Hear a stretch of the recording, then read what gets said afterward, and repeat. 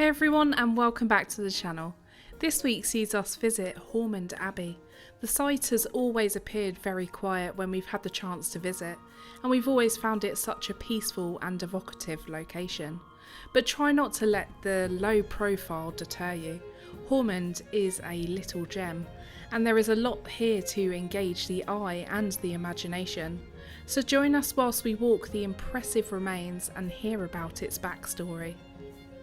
Our first glimpse inside the abbey starts inside the Abbot's lodgings, and then into the Abbot's impressive Great Hall. The head of the monastic house was the Abbot. His word was law, but running a community of men under a strict religious rule was no easy task. As well as managing financial matters and estate business, he also had to balance fair leadership with discipline and deal with the monks' self-doubt and crisis of faith. He was also expected to entertain important guests, and even royalty in a fitting manner. So with all of these burdens, he needed somewhere to chill out and somewhere to show off. Set over 2 floors, these comfortable rooms were where the abbot could retreat from his stressful job and relax or meet with important guests. It would have been richly furnished with colourful fabrics, and the large fireplace and fabulously ornate window was more than a hint of the level of splendour that he would enjoy. Through a doorway we entered inside the Abbot's Great Hall, which is so imposing that it could rival that of a castle. The tall ornate windows would have lit the scene of formal dinners, with the Abbot seated on a raised dais at the end nearest his chambers, whilst junior members of the household sat at tables placed along the walls. Guests entered, as did the food and drink, through an internal passage behind a wooden partition, at the far end of the hall beneath another vast window, and the whole of the grand room was covered with an open timber roof. In fact, this room was so similar to its castle counterpart that after the dissolution of the monasteries in the 16th century, it was used without any alteration as the Great Hall for a fine secular residence. After 1130, the community at Haughmond adopted the Augustinian rule, which meant that strictly speaking they were canons rather than monks. Unlike monks, canons were all priests. They went out into the wider community rather than being an entirely closed order, and they lived a less harsh life than some other religious houses. For instance, they didn't believe in wearing scratchy woolen clothing, like other monastic orders, so they instead wore linen, a cassock lined with sheepskin or fur for warmth, and a distinctive long black hooded outer coat, earning them the name of the Black Canons. Although they lived similar lives to monks and were also bound by the rules of poverty, chastity and obedience, they weren't as heavily tied to manual labour, which freed up more time to serve the parishes granted to them by their patrons. They would go out singly or in pairs to administer the sacraments, preach and teach, and tend to the sick and needy. Hospitality was all another key function for Augustinian canons, and they welcomed guests, pilgrims and travellers, as well as caring for the sick. By 1153, the increasingly prosperous canons had assumed the title of abbey, and their house was to be extended and embellished over the following centuries. Beyond the refectory is the main cloister, which formed the heart of the abbey, and around all which the main monastic buildings were arranged. To the right, and the building that we're about to head into, is the superb chapter house, with its stunningly fine carved arches. This is where the canons would meet each day to discuss business, following an opening formal reading from a chapter of the rule of the monastery, hence the building's name. The chapter house's architecture is just mind-blowingly beautiful. Sculptures and other religious imagery have always been an important way for medieval people to be able to experience religion. So in the 14th century, the canons added 8 sculptures of the saints to the front of their chapter house, so that they could read the symbols on the sculptures and be able to identify the saints. Inside the chapter house, you'll notice a fine collection of 13th and 14th century medieval tombs and stones, collected from amidst the ruins, possibly even from the church. The grave covers are thought to be those of wealthy patrons of the abbey.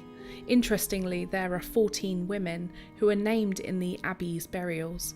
3 of those in particular still have surviving monuments, and one can be seen in the chapter house, whilst the other 2 are now beneath the turf to be able to protect them.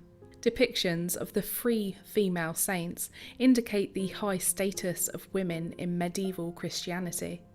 Although women's roles then were very different from what they are today, they nevertheless had some status and agency within the medieval church. The other important and interesting feature in this beautiful room is that of the octagonal font, and of course looking above and seeing the impressive timber beam framed roof. Haughmond is able to trace its roots back to the 11th century, when the remote and the then thickly wooded rural site attracted a group of hermits keen to escape from the world. In the 12th century, the community benefited from the patronage of 2 local nobles, William Fitz-Alan and John Lestrange, both powerful marcher lords, defending the Anglo-Welsh border for the English crown.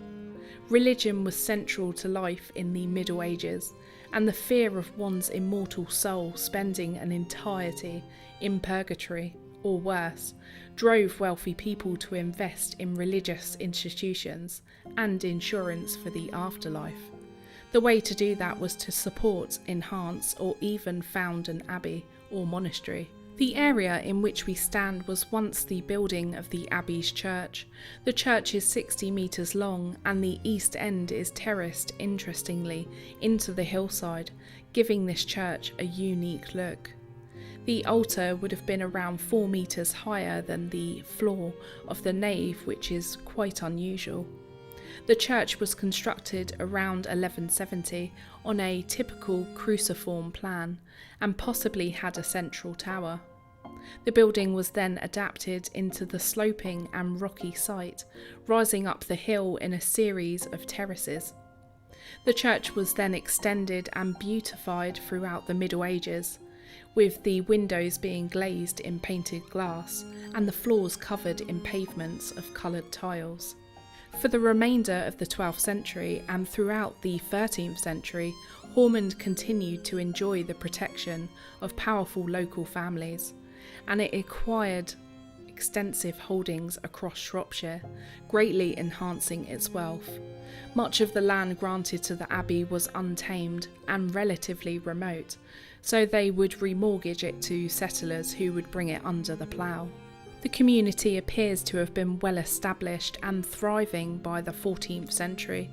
Much of Britain was struggling with the Black Death, famine and social unrest, and many monastic houses were hard pressed to find sufficient labour.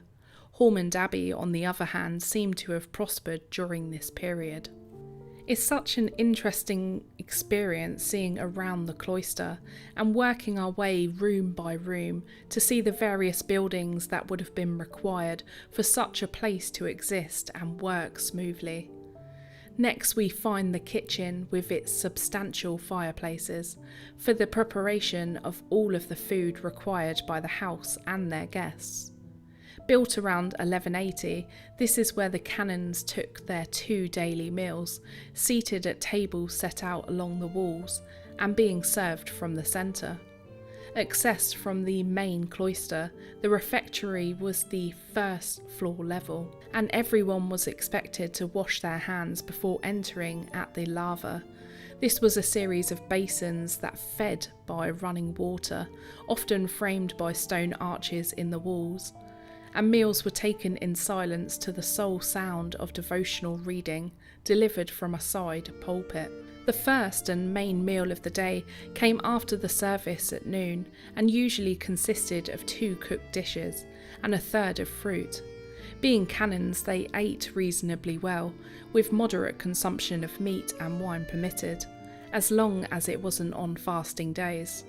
And bread, fish, eggs, cheese and vegetables also featured in their diet. If you were poorly, you weren't allowed extra meat though, but feigning an illness just to get it was another punishable offence. This is just one of several domestic buildings that surrounds the courtyard, the opposite side of which houses the dormitory, a long first floor room where the canons slept.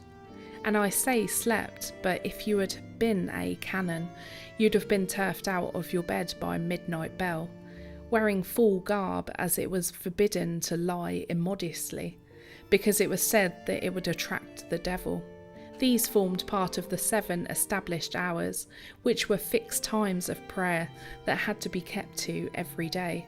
Turning up late and falling asleep on the job were punishable offences, so drowsy canons would sometimes chew on peppercorns to keep themselves conscious, whilst anyone who did drift off would be rudely awakened by an official's lantern being shone into his face.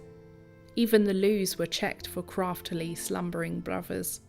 Then it was back to bed for another few hours' sleep before rising again for the next service, prime at 6 a.m.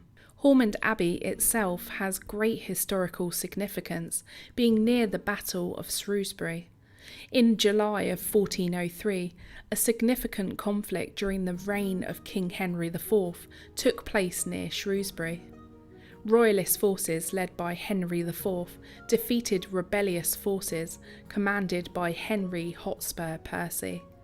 The conflict was marked in history as an intense conflict with significant casualties on both sides.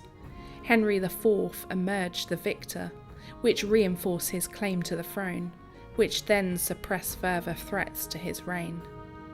The abbey is also a well-known haunted location and is frequently visited by those who want to seek further. One of the most common tales involves the sighting of a ghostly monk who is said to wander the chapter house and the accommodation ranges. Some say that this monk could be a former inhabitant who remained tied to the site due to unfinished businesses or to a tragic end. Numerous visitors have also mentioned whilst visiting they have heard unexplained footsteps, deliberate and heavy.